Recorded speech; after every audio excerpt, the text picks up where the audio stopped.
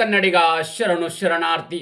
ಪ್ರೀತಿಯ ಸ್ನೇಹಿತರೆ, ಇವತ್ತಿನ ನಮ್ಮ ಒಂದು ಜಾಬ್ ಸರ್ಚಿನಲ್ಲಿ ಏನಪ್ಪಾ ಅಂದ್ರೆ ನಿಮೆನ್ಸ್ ನೇಮಕಾತಿ 2026. ಸ್ನೇಹಿತರೆ, ಈ ಒಂದು ಹುದ್ದೆಯನ್ನು ಪಡೆದುಕೊಳ್ಳಬೇಕಾದ್ರೆ ಯಾವ ಒಂದು ಕ್ವಾಲಿಫಿಕೇಶನ್ ಆಗಿರಬೇಕಾಗುತ್ತೆ, ಯಾವ ಒಂದು ವಯೋಮಿತಿ ಒಳಗಡೆ ಇರ್ತಕ್ಕಂಥ ಅಭ್ಯರ್ಥಿಗಳು ಈ ಒಂದು ಹುದ್ದೆಗೆ ಅರ್ಜಿಗಳನ್ನು ಸಲ್ಲಿಸಬಹುದಾಗಿದೆ, ಅದೇ ರೀತಿ ಆಯ್ಕೆ ಇರ್ತಕ್ಕಂಥ ಅಭ್ಯರ್ಥಿಗಳಿಗೆ ವೇತನ ಎಷ್ಟು ದೊರೆಯಲಿದೆ ಮತ್ತು ಯಾವ ಒಂದು ಲೊಕೇಶನ್ ಅಲ್ಲಿ ಹುದ್ದೆಗೆ ಇರ್ತಕ್ಕಂಥದ್ದು ಕೂಲಂಕುಷವಾಗಿ ನೋಟಿಫಿಕೇಶನ್ ಬಗ್ಗೆ ಮಾಹಿತಿ ಹೇಳ್ತಾ ಇರ್ತೀನಿ, ಗಮನಿಸಿ. ಅದೇ ರೀತಿ ನಮ್ಮ ಯೂಟ್ಯೂಬ್ ಚಾನಲ್ಗೆ ಮೊದಲ ಬಾರಿ ಭೇಟಿ ನೀಡಿದರೆ ಸಬ್ಸ್ಕ್ರೈಬ್ ಜೊತೆಗೆ ಬೆಲ್ ಐಕನ್ ಕ್ಲಿಕ್ ಮಾಡೋದನ್ನ ಮರಿಬೇಡಿ. ಯಾಕಪ್ಪ ಅಂದ್ರೆ ಪ್ರತಿನಿತ್ಯ ನಾವು ಕೇಂದ್ರ ಸರ್ಕಾರ ಮತ್ತು ರಾಜ್ಯ ಸರ್ಕಾರದ ಹೊಸ ಹೊಸ ಉದ್ಯೋಗ ಮಾಹಿತಿ ಕೊಡಲಿಂದ ತಪ್ಪದೇ ನಿಮಗೆ ನೋಟಿಫಿಕೇಶನ್ ಬರಲಿದೆ.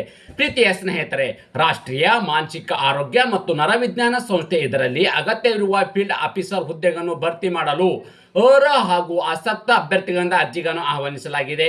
ಹುದ್ದೆಗಳ ಭರ್ತಿಗೆ ಸಂಬಂಧಿಸಿದಂತೆ ಹುದ್ದೆಗಳ ಸಂಖ್ಯೆ, ಕರ್ತವ್ಯ ಸ್ಥಳ, ಶೈಕ್ಷಣಿಕತೆ, ಇನ್ನಿತರ ವೇತನ ಬಗ್ಗೆ ಮಾಹಿತಿ, ಹುದ್ದೆಗಳ ಬಗ್ಗೆ ಮಾಹಿತಿ ಓವರಾಲ್ ಆಗಿ ಮಾಹಿತಿ ಕೊಡ್ತಾ ಇದ್ದೀನಿ, ಗಮನಿಸಿ. ಸ್ನೇಹಿತರೆ, ತಾವುಗಳು ಇಲ್ಲಿ ಮೊದಲನೇದಾಗಿ ಏನಪ್ಪಾ ಅಂತಂದ್ರೆ ಯಾವೆಲ್ಲ ಒಂದು ಹುದ್ದೆಗಳು ಕರೆದಿದ್ದಾರೆ ಅಪ್ಪ ಅಂತಂದ್ರೆ ಫೀಲ್ಡ್ ಆಫೀಸರ್ ಇರ್ತಕ್ಕಂಥ ಹುದ್ದೆಗಳ ಅರ್ಜಿಗಳನ್ನು ಆಹ್ವಾನಿಸಲಾಗಿದೆ. ಅದೇ ರೀತಿ ಕರ್ತವ್ಯ ಸ್ಥಳ ಎಲ್ಲಿ ಅಂದ್ರೆ ತಾವುಗಳು ಗಮನಿಸಬಹುದಾಗಿದೆ.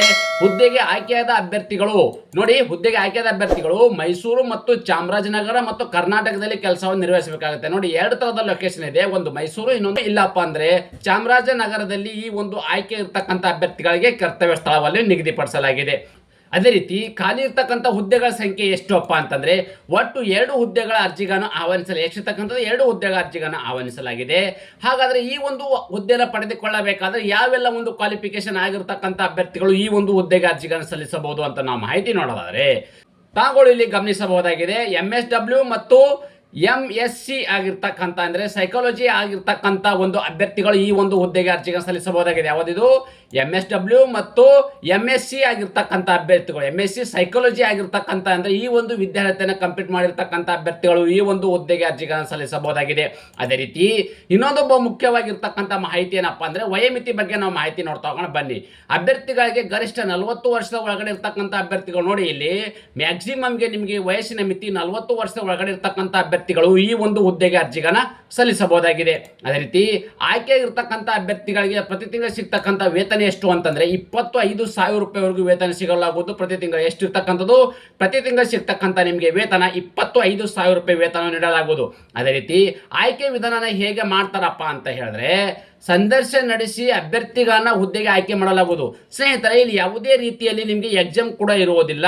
ನೀವು ಗಳಿಸಿರ್ತಕ್ಕಂಥ ಏನು ಪರ್ಸೆಂಟೇಜ್ ಇದೆ, ಡಿಗ್ರಿಯಲ್ಲಿ ಗಳಿಸಿರ್ತಕ್ಕಂಥ ಏನು BSW ಅಲ್ಲಿ ಗಳಿಸಿರ್ತಕ್ಕಂಥದ್ದು ಮತ್ತು MSc ಸೈಕಾಲಜಿಯಲ್ಲಿ ಗಳಿಸಿರ್ತಕ್ಕಂಥ ಏನು ಪರ್ಸೆಂಟೇಜ್ ಏನಿದೆ ಆ ಪರ್ಸೆಂಟೇಜ್ ಆಧಾರದ ಮೇಲೆ ನಿಮಗೆ ಇಲ್ಲಿ ನೇರ ಸಂದರ್ಶನ ಮಾಡಲಾಗುವುದು. ಸೊ ನೇರ ಸಂದರ್ಶನದಲ್ಲಿ ಕ್ವಾಲಿಫೈ ಆಗಿರ್ತಕ್ಕಂಥದ್ದು ನೀವು ತಗೊಂಡಿರ್ತಕ್ಕಂಥ ಡಿಗ್ರಿಯಲ್ಲಿ ಪರ್ಸೆಂಟೇಜ್ ಎರಡವನ್ನು ಕನ್ಸಿಡರ್ ಮಾಡಿ ಅತಿ ಹೆಚ್ಚು ಮೆರಿಟ್ ಲಿಸ್ಟ್ ಅಲ್ಲಿ ಬಂದಿರತಕ್ಕಂಥ ಅಭ್ಯರ್ಥಿಗಳನ್ನ ನೇರ ನೇಮಕಾತಿಗೆ ಆಯ್ಕೆಯನ್ನು ಮಾಡಲಾಗುವುದು.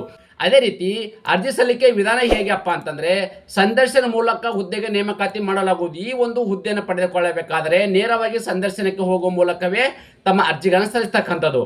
ಅರ್ಜಿ ಸಲ್ಲಿಕೆ ವಿಧಾನ ಅಂದ್ರೆ ಈ ಒಂದು ಹುದ್ದೆಗೆ ಅರ್ಜಿಗಳನ್ನು ಹೇಗೆ ಸಲ್ಲಿಸಬೇಕು ಅಂತಂದ್ರೆ ತಾವುಗಳಲ್ಲಿ ಗಮನಿಸಬಹುದಾಗಿದೆ.